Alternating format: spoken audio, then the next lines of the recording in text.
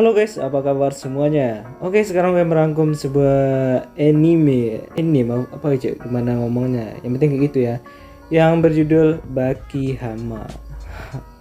Dan anime ini sangat cocok banget buat kalian yang suka ke bela diri cuy, dan mungkin olahraga ya. Karena aksinya itu sangat epic banget cuy. Dan sekarang yang akan kita bahas adalah yaitu filmnya yang di season keduanya cuy. Jadi langsung aja kita ke episode satunya. Ya. Di scene awal terlihat seorang guru yang berada di dalam kelas, tapi tiba-tiba tubuhnya gemeteran tanpa ada penyebab yang pasti. Tak hanya sang guru, ternyata semua muridnya juga merasakan hal yang sama.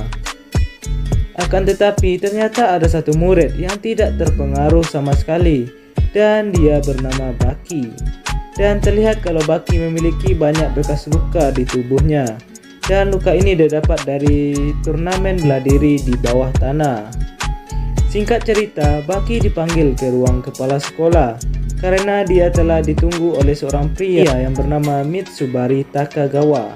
Dia merupakan orang yang mengadakan turnamen bela diri bawah tanah yang diikuti oleh Baki, dan Baki adalah pemenangnya. Setelah bertemu dengan Baki, dia langsung memanggil Baki si champions atau si pemenang. Tapi Baki malah membalasnya dengan nada yang sangat songong cuy. Sampai kepala sekolah pun menjadi kaget dan sedikit panik karena kelakuan Baki. Karena Mitsubari dikenal sebagai orang yang sangat kaya raya, jadi dia akan sangat dihargai di sebuah sekolah.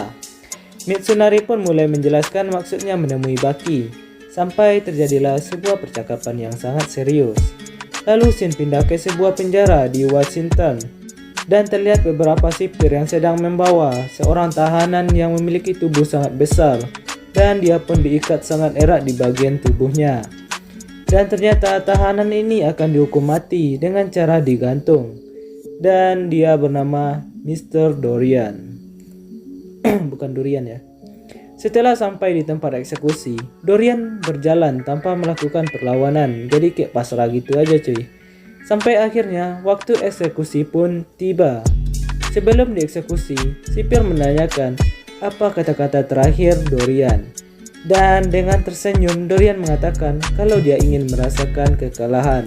Mendengar itu, sipir pun langsung menjadi gemeteran dan langsung mengeksekusi Dorian.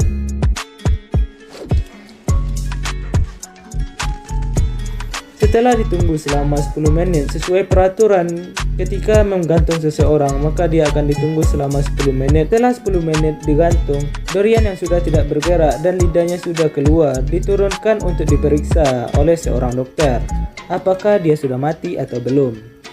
Ketika mulai memeriksa Dorian, tiba-tiba ternyata jantung Dorian masih berdetak. Itu sang dokter pun langsung kaget, dan Dorian pun langsung bangun dan menyerang mereka semua.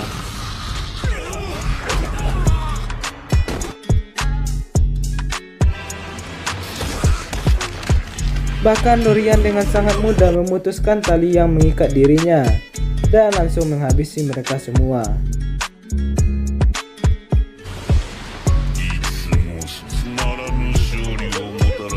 Ketika sipir lain melihat ke dalam ruang eksekusi, mereka semua sangat kaget karena Dorian yang sudah tidak ada di sana, dan para petugas eksekusi pun juga sudah digantung. Jadi sekarang keadaannya berbalik. Dan terlihat juga kalau di dinding terlihat tulisan Tokyo. Dan tulisan ini dibuat dengan darah. Tak hanya di Washington, begitu juga di penjara di Inggris. Terlihat ada seseorang yang akan dieksekusi juga. Dan kata-kata terakhirnya juga sama, yaitu ingin merasakan sebuah kekalahan. Dan pria ini bernama Dole apa gimana itu cuy. Dan Dole dieksekusi dengan hukuman setrum. Wah, ini lebih kejam ya. Sipir yang ada di sana langsung memulai eksekusinya, sampai tubuh Dole berasap dan matanya pun mengeluarkan darah.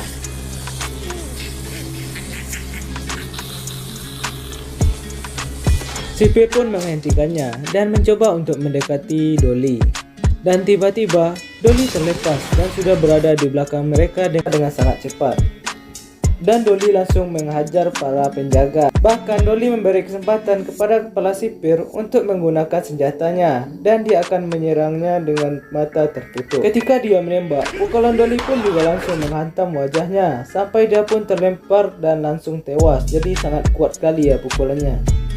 Setelah itu Dole langsung keluar Dan ternyata di luar sudah ada tentara yang menunggunya. Dan mungkin Dolly merupakan adalah pasukan khusus atau semacamnya gitu ya. Dan dia juga menuju ke timur, yaitu ke Jepang. Jadi sama kayak si Dorian tadi. Nah, dari yang dua ini udah kelihatan kalau kemampuan mereka itu di atas rata-rata ya. Karena udah dieksekusi tapi nggak mati-mati cuy. Lalu Shin pindah ke penjara Rusia yang sedang kehilangan seorang tahanan yang bernama Koroski.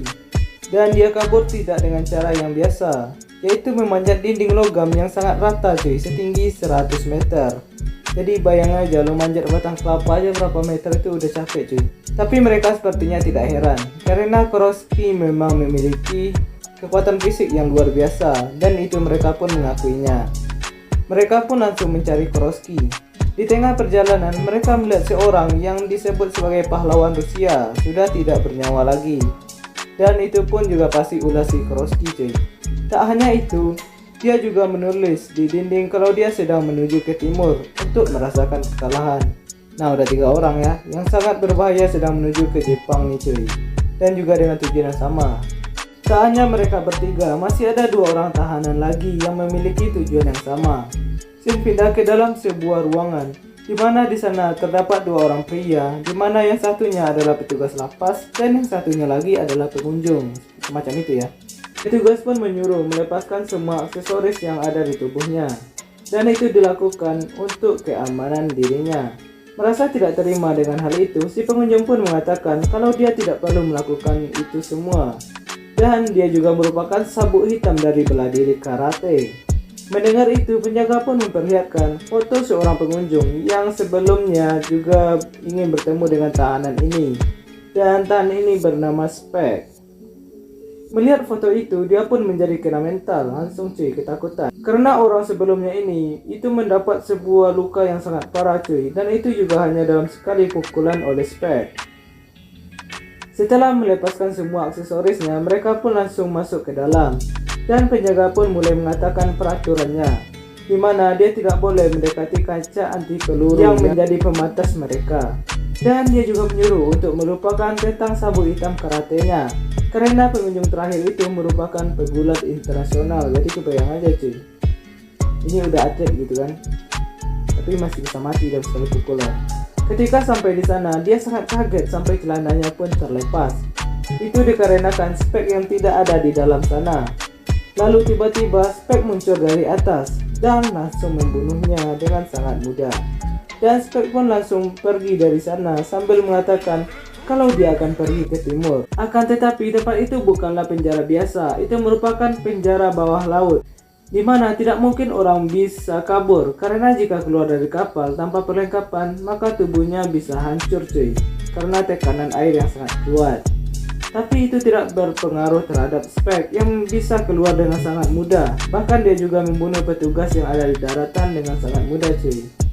Shin pindah ke seorang pria yang dikurung dalam sebuah kotak yang terbuat dari kaca khusus yang sangat kuat. Bahkan kaca ini pun bisa dapat memantulkan sebuah roket. Dan pria ini bernama Yanagaki Ryoku. Yanagaki dijaga oleh 2 orang petugas yang terlihat sangat ketakutan cuy. Tak lama setelah itu, Yanagaki pun berdiri dan hal itu pun menambah suasana menjadi tambah mengerikan bagi para penjaga. Yanagaki pun mengatakan kalau bagi dia, kaca ini tidak ada bedanya dengan kaca biasa. Lalu dia pun memegang kaca tersebut dan langsung menghancurkannya dengan sangat mudah.